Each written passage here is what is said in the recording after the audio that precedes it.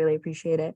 The next question is there anything you wish you had known before starting your first job after graduating that you know now that would have made the transition easier? And then we can do anyone who wants to go as well.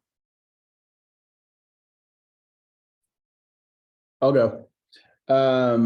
So two things come to mind. First of all, like the adjusting to a 9-to-5 rhythm is very different than the student lifestyle. So just be prepared for a little bit of a shock there. Like it's a different beast going to work in the morning, coming back at 5, assuming that's your job, and then having to make dinner and clean up, and then it's bedtime by before you know it. So free time's a lot less, but you figure it out. The other thing is that it's awesome when you can work under somebody that's a good coach or teacher, and someone who teaches you. So, you know, as you're looking for jobs out there, like if you can find positions where, you know, you really like the person you'd be reporting to, or you know, you feel a good connection there. Like I think that's super important, because you're gonna learn a lot more, and you're gonna grow a lot more.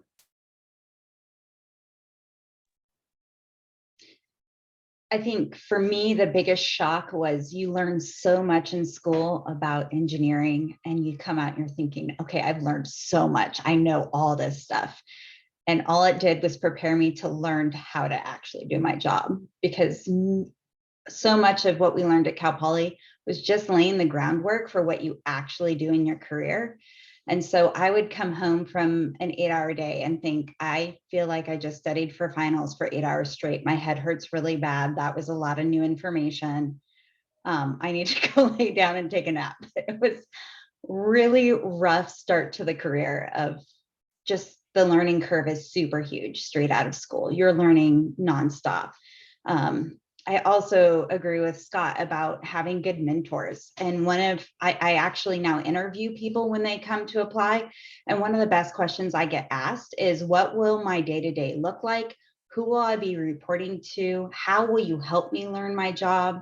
Those questions let me know that you're really trying to figure out if this is a good fit for you, if I'm a good fit to be your mentor, because I'm engineering still an apprenticeship industry. So you're literally learning at the feet of somebody who's licensed for the first quite a few years of your career. And I'm stamping and signing all of the work that you're doing. So I'm taking ownership of all of your calculations, all of your details.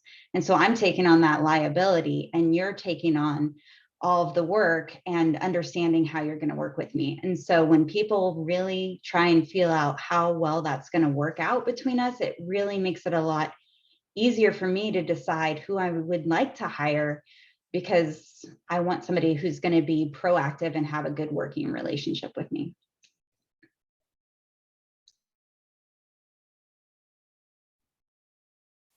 I think one thing I wish I knew was that no one's expecting you to be an expert just because you have your bachelor's degree.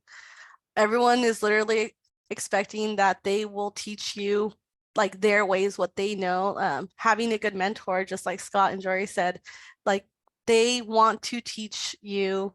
And I felt like in taxes, which is what I work in for public accounting, everybody is still mentoring through like partners, directors, and their goal is to make sure that you at the bottom are still learning. And so it's like a constant learning. Like there's not a day that goes by that I don't go home and say like, man, I thought I finally got the hang of this and I just learned something new again today.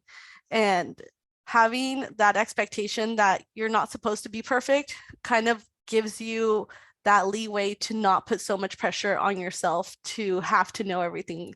Like ask questions, just like you did in college. Like your professors are there to help, and so are your managers and directors and mentors in your office.